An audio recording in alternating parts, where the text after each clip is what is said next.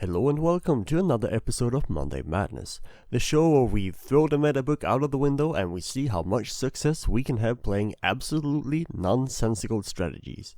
This week we are going full siege. The rules for this week was very simple. Only siege units and other units affected by siege engineers are allowed, and of course villagers. Good civs for this strategy are Celts for the faster wood gathering and faster firing siege, Slavs for their cheaper siege, but also civs like Portuguese with their organ guns, gold savings and arquebus for ballistic bombards, and Khmer with their ballista elephants come to mind. Now let's get into some games. In the first game, I am playing as the Portuguese, and I'm trying to go for the late game composition of organ guns with arquebus and bomber cannons.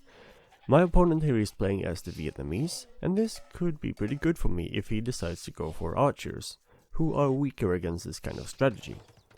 Now in order to make this strategy work, I will have to play a bit of meta by going fast castle. Yeah, I know that this sucks, but don't worry, I'll skip through the boring bits and I'll give you your nonsense soon enough. Okay. Fair enough. Okay. On my way to Castle Age, I get hit by a Drush, but showing off my epic lightning fast quick walling skills, the Drush does minimal damage. But he then sends in a few archers, which of course my epic lightning fast quick walling skills can't do anything about. Thus I feel forced to put down a tower to protect my gold. And in fear of more archers to come, I also put down a TC on the stone, because I want to go for a castle. The original plan was to go for a faster imp into Arquebus, but in hindsight I realized that this might be a bit too ambitious on Arabia. I also add a few scorpions to defend from his crossbowmen, and they do a decent job enough to keep him away for now. I then add a few organ guns after my castle gets up, and I move out only to find that he's dropped a forward siege workshop. Now this is pretty bad, because siege is excellent at countering siege, and this stalls my push massively. After I finally get past the siege workshop, I push forward to find that he's adding knights, which is also pretty bad because knights are also excellent at countering siege. The knights have +1/+1 and bloodlines, and they make short work of my siege army. But he gets a bit too overzealous and he loses his knight chasing down my piano guys, so I counterattack and I try to put down a great castle to protect my forward resources, my units, and to deal with his forward buildings. This is a pretty decent play and I feel that it pays off. But he still has a massive crossbowman that he is microing exemplary. My castle helps to deal with his forward buildings, but again, they slow down my push. My earlier imp also allows me to deal with his defensive castle, but after that he has time to get to arbalesters. And even though I do have the honor gear upgrade and the whole orchestra of piano guys, his micro proves too strong and he cleans up most of my units.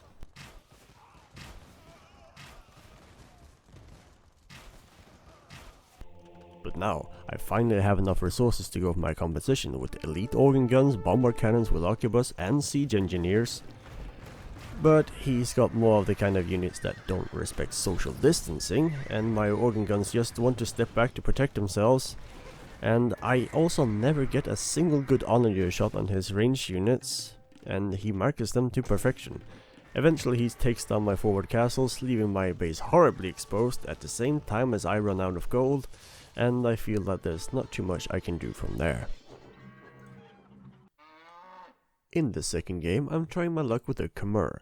I had a game in between these two where I tried to go for ballista elephants, but I was overrun by knights because I spent too much resources on extra TCs and farms that I didn't have enough to make any army to deal with the early pressure. So this time we're trying to go for the aggression much faster. My opponent is playing as the Vikings, and we both go for the same fast castle strategy without anything interesting happening whatsoever. My castle time is a bit better than his, and I go to build 2 forward siege workshops. I managed to stay hidden with my forward, and this is excellent because my opponent adds 2 town centers before he sees my siege, which makes it so that he has much less resources to put into his defense, which was exactly what happened to me in the in-between game. His reaction to my push is to slam down 2 stables and to produce knights. From my experience from the first game, I know that knights are a pain to deal with, so I changed my focus from the town center to the stable to stall his knights production, which pays off. If you look in the top left, you can see that he's struggling to get wood to produce farms, so the stable is going to be annoying to replace. He manages to squeeze out a few knights before he loses his stable, but these are Viking knights that don't have any upgrades, and my Chimera Scorpions absolutely wreck him. He adds a siege workshop of his own, and this is of course a good move, but it's going to be very taxing on his wood count. Siege is very expensive, and the best he manages to trade for is just 1 for 1, which doesn't slow me down too much. The workshop goes down, and I start throwing stones at the town center. He adds another workshop, but at this rate I take down his buildings almost faster than he can make them, and he resigns so quickly he forgets to type GG.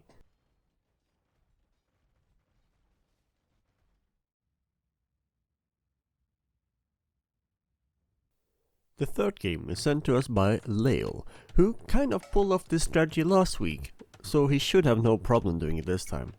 Lael is playing as the Teutons, which at first might seem a bit weird, but sure, you're only missing Siege Ram from your tech tree, and you have Ironclad, and you save some wood on your farm, so why not? Let's see what you have in store for us, Lael. Lael walls up MBL early. His opponent's Drush thus accomplishes nothing, and so does his Tower on the Gold, but he then adds a second one that pushes Lael off the wood. And this forward villager is going to prove very, very annoying for Lael. She walls in the extra gold spots, and she builds a forward siege workshop, which slows down Lael's push quite a bit. After losing a few siege units to it, Lael then ignores the workshop like it's not due tomorrow, and he pushes out of his base. But as he's doing so, some Arbalestes breaks through on the other side, and they find a bunch of villager picks, and the Treb even finds the town center. Crippled, but not yet out of it, Lael researches chemistry, Ironclad, and he pushes out once again. He finds some stables, and he takes them down before this enemy can produce too many knights. But once again the opponent seizes the opportunity and tries to raid on the side, but this time Lael has 2 onagers waiting for him, and if this doesn't spell "get out of my base", I don't know what will. But it also spells that archers aren't the best unit to deal with this many siege units, and the opponent focuses now solely on cavalry production. And even though Lael manages to push the cavalry back a few times with his Ironclad heavy scorpions, and he even manages to push into the enemy base and snipe a fair amount of buildings, he has no way of defending his economy from the high mobility of the cavaliers, and his death ball of scorpions, though effective, is painfully slow, and he can only be at one place at a time. After losing most of his economy and eventually his death ball of scorpions, Lael has to throw in the towel. Thank you very much for your contribution, Lael. The fourth and final game is brought to you by yours truly. I'm once again playing as the Portuguese, but this time my plan is to play more aggressively with the Piano Boys.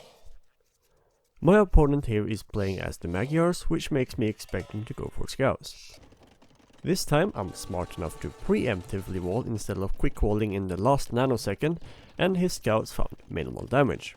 I get my castle down protecting my wood, food and gold, and I start to produce the Piano Boys.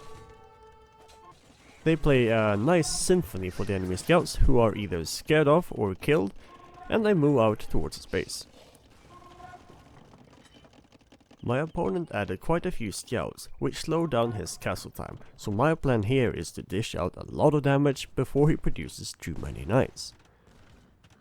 I find a nice camping spot on top of a hill in front of his base, so nice in fact that I decide to drop a second castle there. And even if he tried to stop me here, I don't think he could have stopped both the castle and dealt with the organ guns at the same time, so he decides to do nothing at all, which also isn't helping his cause. The forward castle serves as an excellent springboard for my continued attack, and his knights and siege are absolutely chanceless. I think the knights and siege are a good unit to deal with the Piano Boys here, but in this large mass uphill under a castle, it's hard for anything to counter them.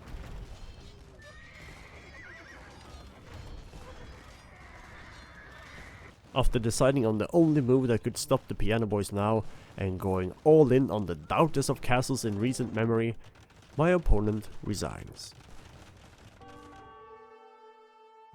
Now on to the reflections. If you want to try this strategy yourself, you absolutely have to wall your base. I think this strategy works best if you go for a 1TC all-in push, depending on if you reach castle age before your opponent. If your opponent goes for a similar 1TC approach, you might struggle against a mass of knights, but you will have a great time versus a mass of archers. I want to thank you for watching this week's episode of Monday Madness. If you haven't already, feel free to give this video a like and remember to subscribe not to miss out on future videos. In the description of this video, you will find the links to my social media where I will be posting when the next video is uploaded. Should you like to take part in the next video, you can also join my Discord where I will be posting the next week's strategy. Bye for now and have a nice week.